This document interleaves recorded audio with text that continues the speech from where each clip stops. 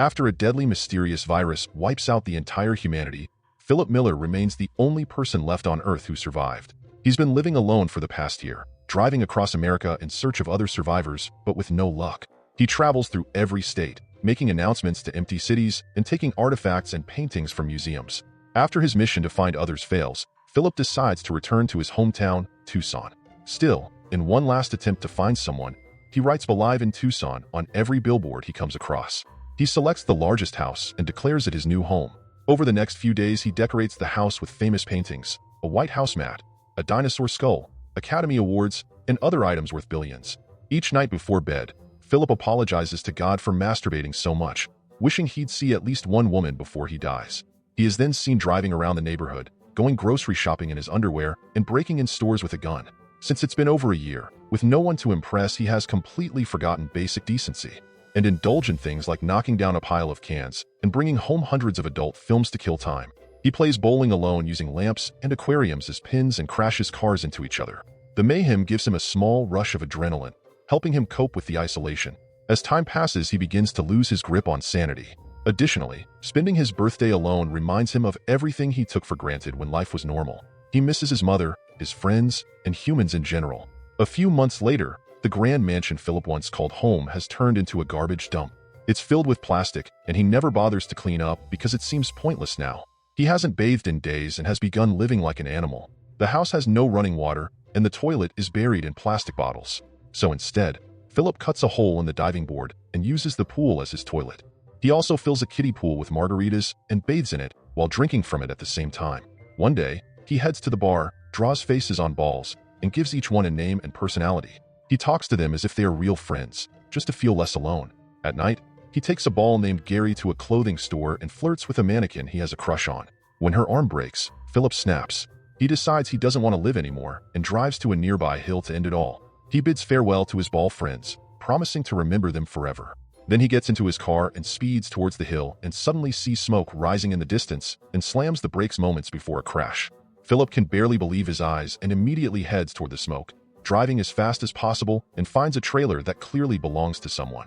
Then he spots something he has longed to see for the past year, a bra left out to dry in the sun. Philip smells it and is so overwhelmed that he passes out. When he wakes up, he sees a beautiful woman holding him in her lap. She seductively promises to fulfill his wishes and kisses him. Philip enjoys the kiss until he wakes up and realizes it was just a dream. The woman in front of him is less attractive and older. She's giving him CPR to revive him. They pull back, both awkward after seeing another person for the first time in ages. Philip asks her about the beautiful woman until she points out he should worry about his wet pants. He then realizes he wet himself while he was out. Even in this moment, Philip insists he was swimming face down earlier, which is why his underwear is wet. He quickly explains that he didn't pee himself, which makes the woman uneasy. She pulls out a gun and warns him to stay back. Philip finally admits he did pee and feels humiliated. After they both calm down, they introduce themselves. The woman's name is Carol. She used to work as an analyst before the virus. She's been traveling across America ever since everyone died. She saw the "Alive in Tucson" sign and came here to see if she's truly the last person alive. Even though Philip had been desperate to meet a woman, he isn't thrilled to see Carol. She constantly corrects his grammar, doesn't get his jokes, and keeps talking about unrelated things.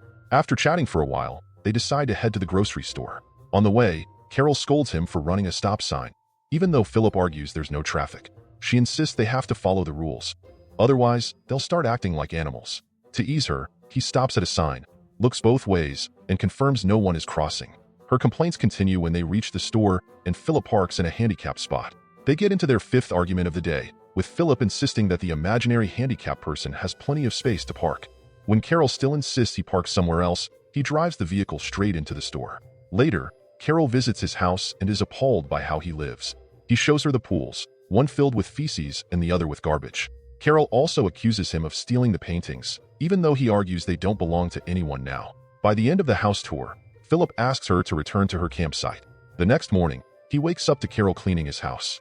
She insists he get gardening and cleaning supplies from the store so they can start living like civilized people.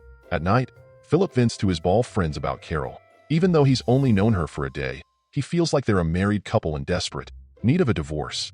The next morning, things worsen for him when she moves into the house next door. He tries to shoo her away, but Carol, being Carol, doesn't budge. She asks if he's scared of being seen naked. Philip takes off his pants in response. Carol finally addresses the obvious and brings up reproduction. She believes they've been chosen with the responsibility to repopulate the Earth. Philip says he wouldn't sleep with her even if she were the last woman on Earth, which, in this case, she is. In the next scene, he's in his outdoor toilet. Carol approaches and wants him to find a way to get running water in their homes. That way, they can grow tomatoes and other fruits. When he refuses to help, she tries to bribe him with fresh tomatoes, but he's uninterested. She should know better than to try bribing a guy who poops off a diving board. But when night falls, he sneaks into her garden and eats all her vegetables. The next morning, Carol knocks on his door and finds him covered in tomato remnants. Philip still insists he's not the one who stole them. He also notices Carol injured her leg while trying to haul water to her house from a manhole. A few days later, she gives up on trying to live like a decent human. Philip finds her making an outdoor toilet in a fountain, copying his pool toilet.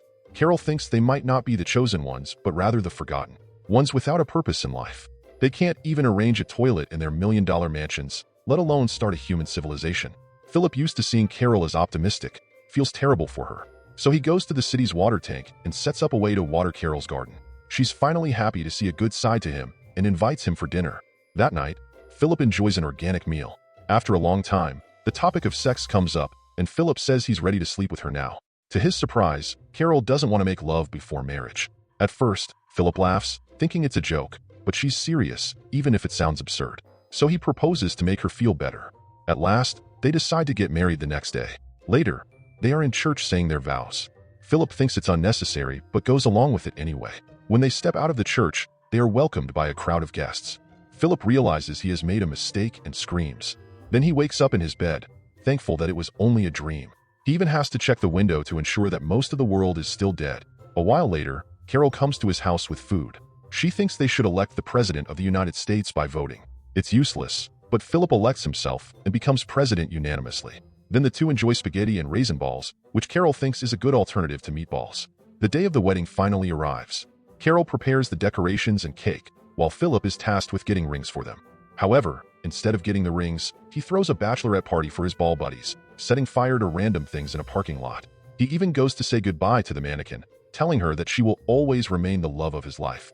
At the end of the day, he goes to the church, where Carol has prepared a recording that will officiate their wedding. After brief vows, it is finally time to exchange rings. This is when Carol discovers that he didn't get them. She realizes she is the only one putting in effort and calls off the wedding. Later, Philip knocks on her door, trying to talk to her, but she doesn't reply. Hence, he breaks down the front door with a hammer and enters the house. To his surprise, she has actually made an effort to decorate it. She has even prepared a cake for them with his statue on top. Philip feels awful about what he did and apologizes to her. He also reveals that he doesn't really like her personality or the food she cooks, but even so, he is glad that she exists because without her, he would not be alive right now. With that being said, Philip brings her out to do something special. He drives her to a jewelry shop where Carol gets all the rings she wants. They finally officiate the wedding and are declared husband and wife. At night, the two make love, but the experience is not how Philip thought it would be. Carol cannot stop talking throughout the night, making strange remarks that she thinks are hot. The next morning, she finds him playing racquetball in his home. Philip thinks she is going to nag him again, but to his surprise, she joins him in the game. They enjoy the rest of the day doing things that Philip normally does. They make fireproof suits and set each other on fire, then run a bulldozer over beer cans, and go to meet Philip's ex-girlfriend, who is a mannequin. Carol talks to her for a while before beating her up for hitting on her husband. For the first time, Philip is glad that he married her and thinks that their life might be tolerable. As they are driving back home, they suddenly hit a limo at a junction. Shocked, Philip runs to the car and sees a beautiful woman stepping out of it. Just when he thought he was happy with his wife, he starts to regret their marriage and curses himself for not waiting a few more days to get married. That's the end of the video. Out of all the content available out there and the various options, you gave your valuable time to this channel, for which I'm truly grateful. As you'd agree, producing this kind of content requires a lot of time and effort. So if you enjoyed it, please consider dropping a like, leaving a comment, and subscribing to the channel.